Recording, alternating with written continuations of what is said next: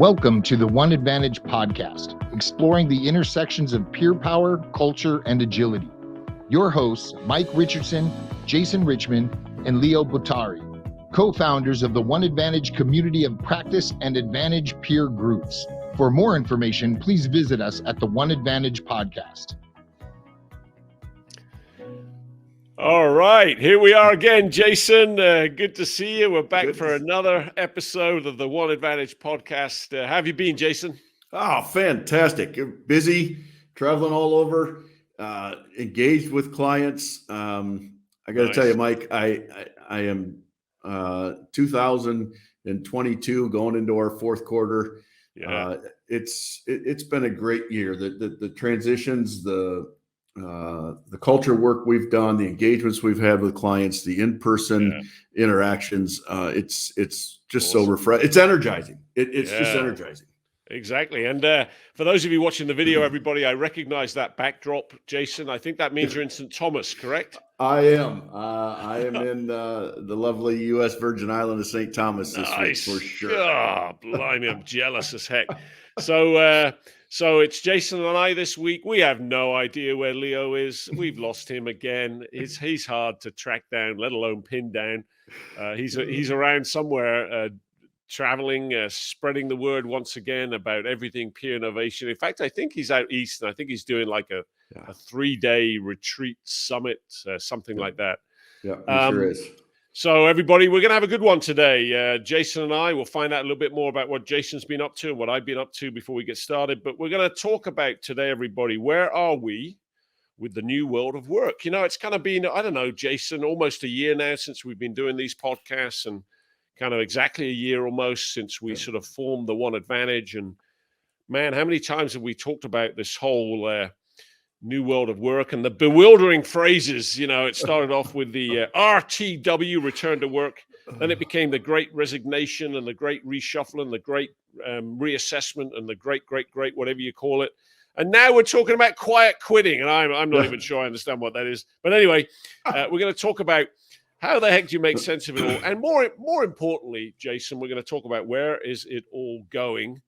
And in particular, what does it mean for you listeners, whether you are an employer, an employee, and of course, most of the time you're both, and therefore as a leader, what does it mean for you? And that's where we're going. But before, as usual, Jason, we go there. You're obviously in St. Thomas, but tell us a little bit more. What have you been up to since we last chatted on the podcast here? Well, boy, just this week alone, Mike, I was in Colorado, and we've been talking about the new way of working. Yep. You know, for a year now. I think we're going to be talking about it a year from now, 2 years from now, because I don't think the way we work is ever going to be normal. I think it's going to keep evolving. But on Tuesday, I had an opportunity in Colorado to work with a utilities company, public utilities company, and we're doing a quarterly culture engagement with them over a 2-year period of time, all around creating a culture of change and innovation. Yeah. Right. And you talk about the new way of working. This is a public utilities company, right? How much change and innovation can there be? And you'd be fascinated on the innovation projects and things, even in a core public utilities. And then I left there and went to Chicago, and on Wednesday had a great opportunity to work in the food industry on culture of influence, and worked with over 150 different individuals that are coming from food manufacturing, from food buyers on an international basis, and the power of influence in their cultures, and building global relationships and expanding their business internationally. It was a fascinating day, and then I'm here today. Yeah, here we are. And well, hey, since I was last doing the podcast, because I missed the last one, I've been all over the place, including to Lima, Peru. It's only my second time in South America. I've been to Argentina, Buenos Aires before. But yeah, I was down in Lima, Peru with a new peer group organization, everybody, that I'm really excited to be associated with, called Renaissance Executive Forums. And they're actually rebranding right now just to REF and shorthand REF. And have a great headline tagline, Jason, called Collective intelligence. So I've been having a lot of fun with that recently. I've been on a few webinars and podcasts recently, and it's directly connected to agility. It's directly connected to a peer-powered culture of agility, of course. And I love the phrase collective intelligence, because it allows me to start asking people, are you being collectively intelligent or collectively unintelligent? And that's putting it mildly, right? Are you being collectively stupid and collectively dumb? And unfortunately, in the work that Jason and I do, we do see a fair number of organizations, teams, leaders even, who, when you hold a mirror up in a safe, careful, educational way, when you hold a mirror up, they are able more clearly perhaps than ever before to see that their culture, their teamwork, their leadership isn't as collectively intelligent as maybe they think it is. And there are some shades of collective unintelligence in there that they can deal with. And so that was really interesting. But before that, Jason, just when we were warming up here, we were sharing the fact, everybody, that I had a wildfire evacuation order. I think it was 3 or 4 weeks ago when we had a fire to the northeast of us, and when the winds pick up here in Southern California, it gets very serious very fast. And so we got a wildfire evacuation order in the middle of the night, and we go outside, and sure enough, there on the horizon, we can see the glow, we can see the hot spots of real flames. And I can feel the 50-mile-an-hour wind blowing on my face from that direction. And I can see blue flashing lights on the hillside of police cars going from door to door at 2 a.m. in the morning, banging on doors, waking people up.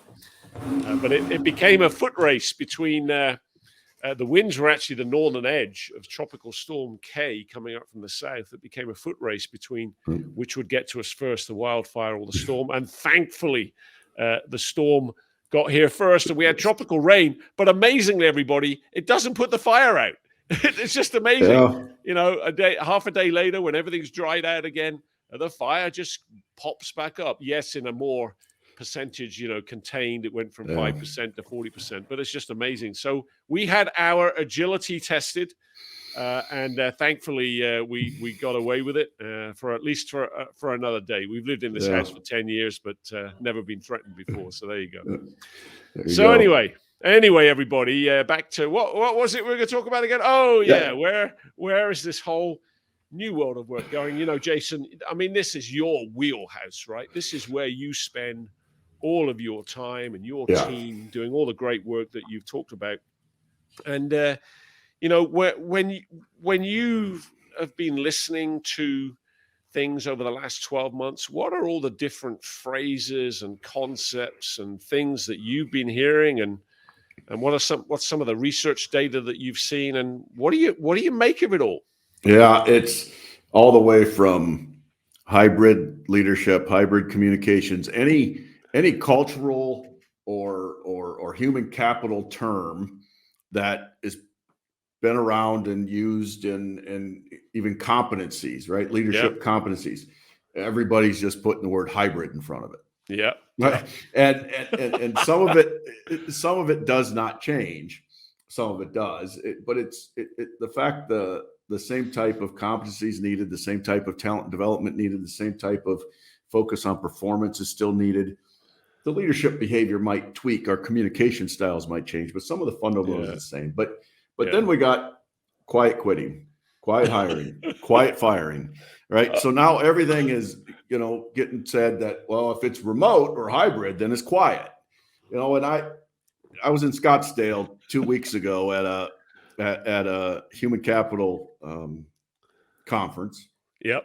And it was fascinating because one of the speakers was talking about that 1 in 5, so 1 out of every 5 employee who are really familiar with quiet quitting are currently engaging in that practice. Right. So it's almost a term that came up from the people that are engaging in this common practice right now. And I've worked with some organizations. We've really tried to figure out what's influencing this. Right? What's really driving it. And to be honest with you, Mike, it's not the employee themselves. It's the organization and the leadership. And I came up with 4 different factors. Excellent. That we do work around now in organizations to address this trend. One is employee Before you satisfaction. hang on there, back Okay. up the truck. Hang on, back up the truck before Okay. we go there, because I think that is going to be really cool. I can't wait to hear that. But I'm sitting here thinking about this, and I'm thinking 1 in 5, that's 20%. Hang on a minute. I started running companies 30 years ago as a managing director and a president. I remember back then thinking that, I got 20%, 30%, 40% of my people are not pulling their weight. They're not my top performers.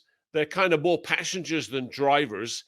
Is it? I mean, I've got some thoughts to share of my own in a moment about how it is different, but I can't help but ask myself, is it really any different? Yeah.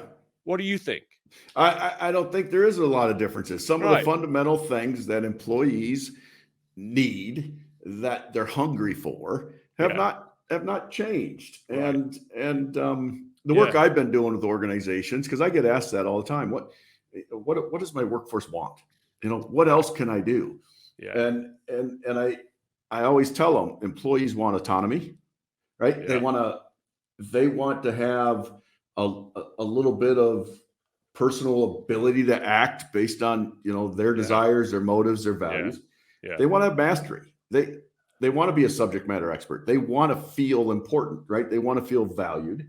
Yeah. And the thing is purpose. The third one is purpose. They want to really realize that their contributions actually do make a difference. Otherwise, why are they there? Yeah. And go back to your career. Do you think those 3 things have ever changed, regardless of the generation? No, I love that. I think that's exactly right. So I think that's where my head goes.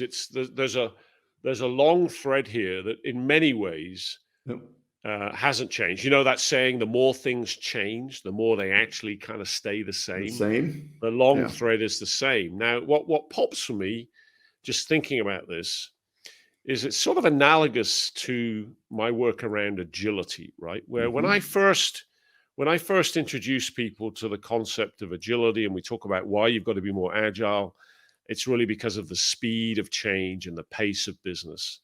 And most people will sort of interpret agility to mean, therefore, I've got to work harder, I've got to work smarter, I've got to work faster, as if it's like I got to stretch the elastic band more and more and more than I've ever stretched it before. Yeah. And what we of course educate them about is, well, yeah, but at some point you reach the elastic limit and it breaks, right? So what we then introduce them to is agile isn't just about stretch, it's also about pivot, and pivoting to a different angle, a different way to look at it, a different window into the challenge of work and workflow and productivity and all that kind of stuff. And so I think whilst there is that long thread, I think what you're beginning to talk about is this isn't just about stretch. This is somewhat about pivot to the new environment that we're now in, the new context. Yeah. And leadership is still leadership, everybody. It always has been, but there are some pivots of mindset, pivots of skill set, pivots of sort of tool set, even of how to engage people in this new world of work. Because really what I was talking about, when I had, some passengers, not drivers, what that really is as well, they weren't as engaged as others, right? And what you were asking me is, well, Mike, what is it that is engaging you? And were those your 4 factors, or no? No. That was the 4 factors that I was talking about is, and this is really from a cultural standpoint, right? A culture of performance is employees have to have satisfaction from work. They got to be satisfied. They got to be satisfied by the work they do. And that takes a leader to challenge them, to develop them, to give them opportunities to grow. The other one is lack of, call it workplace agency, really lack of ownership, lack of empowerment. Yeah. Right. Today's workforce, and I really don't care what generation they're from, they want to have a sense of empowerment. They want to own what they're doing. Level of engagement. And one of the practices, one of the things we do in our culture works is take a lot of different engagement pulse surveys and things like that. And I think we got a corporate engagement problem here in the United States, especially. And then we're having a heightened level of burnout. So the 4th one out is the frequency of burnout. Yeah. And And I don't think any of those are employee issues. Right. I think that comes down to the responsibility of the organization and the leadership and the management within those organizations to address those. And that's a direct correlation and relationship to this turnover, quiet quitting, those types of things. Yeah. And so if I'm understanding quiet quitting correctly, Jason, is it sort of invisible quitting? Because I can't walk up and down the hallway. I can't look out the window and see whose car is still in the parking lot and who's left already. Because they're behind Zoom or Teams, and I'm not online with them, so I don't know what they're doing. Is that what we mean? It's really invisible quitting. They're knocking off. They're working to rule, as it were. They're working to rule. They're doing what is expected and nothing more. Right. And or you see other behaviors that increase: procrastination, handoffs, passing the buck, things like that. Which again, I think what we're saying is that we do have to pivot to the new environment of remote and hybrid and all of that. But we've always faced that issue, right? We've always faced that very same issue. Perhaps now we've got to really pivot to our leadership approach to get that engagement on steroids now, because we are working through these digital channels, not these physical channels of being able to look out the window and up and down the hallway. And so your four factors have been ever present, but now we're going to have to find new and novel ways to address those four factors in this more hybrid world. Is that what you're saying? That is correct. I was fascinated by this. I came across this a couple weeks ago. It might have been from Korn Ferry, maybe Deloitte, maybe the Human Capital Report. But the percentage was shocking. It was like 18 or 22% of all U.S. companies take an initiative or have taken an initiative to do kind of some type of an employee experience mapping. Well, Mike, in Culture Spark, that's one of our culture tools. Right. We got a whole template put together how a leader and organization could map the employee experience. And number one reason people quit their job is because of a toxic company culture. But yet they don't take those steps to really map that experience of an employee. It would open their eyes to what it's really like to work within that organization.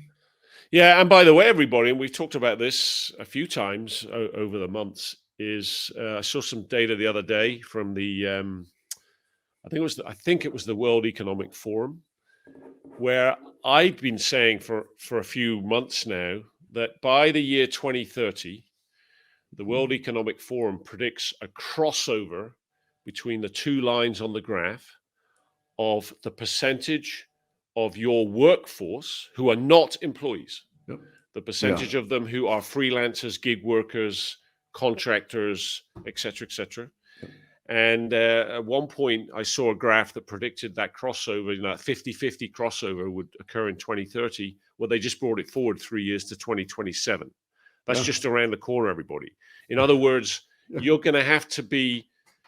probably going to have to flick a switch to a paradigm shift, a pivot of some new language. You won't be able to say en masse the word employee anymore. Hey, you know what? We need to get our employees more engaged because more than half of them are not employees. They're not employees. So we're going to have to pivot to perhaps other vocabulary about workforce, associates, team members, partners, whatever we do, because we're going to have to, if we're not careful, if we keep using the phrase employees, we're speaking to a smaller and smaller and smaller minority of those people who are on our bus driving us onwards and forwards. So I think, and therefore, like it or lump it, everybody, more and more of your people are going to be in a hybrid, if not fully remote, if not in a different country, mode of work. And how do you lead and manage them? I go ahead, Jason. No, the core fundamental leadership best practices don't change. It's how you deliver those best practices, right? You got to get comfortable with technology. You got to get comfortable with what we're doing here on a podcast. You got to get comfortable with communication tools. Yeah. And you might have to make a point to make efforts. We focus a lot on engagement surveys, and I read pulse surveys and get pulse surveys from clients and, across the country. And a common theme that I've come across lately, from all these different engagement and pulse surveys that organizations are sharing with me, is that contributors in an organization in this hybrid workforce, they embrace the fact that they want to come back into the office for each other. In other words, contributors in the organization want that social connection that they can still get with a hybrid workplace. And it's coming across that social connection is worth the commute. They want to go socially connect and engage with peers, colleagues, work friends, not necessarily managers and leaders. Yeah. Oh, it's been way too long since you and I got to drink a glass of wine together. I mean, like, what the heck? But the hybrid workforce, they're excited about that. The commute is worth that for that human connection, but not necessarily the work itself. Or to come in for the monthly staff meeting or the weekly management meeting. It's like, no, I'm not commuting for that. Yeah, exactly. But they do miss that connection with others. And that's something leaders have to be able to build, right? That's kind of the new way of leading thinking, right? How to make sure they're getting that connection. Yeah. Oh boy, this is going to be a big one for everybody. And so what the heck do people need to think about doing, Jason, to sort of put some tactical things in place here to be better leaders and managers in this new environment? I mean, obviously, by the sound of it, you were just telling us that you've been working with I think it was a utilities client every quarter, taking a pulse, and I guess sort of almost numerically doing a quantitative scoring and assessment, right? So you can see the gap. Yep. And then it's like, well, okay, why is the gap getting bigger, not smaller? Oh, I guess it's because we're in a new context, but we're using old solutions. We need a new set of new solutions.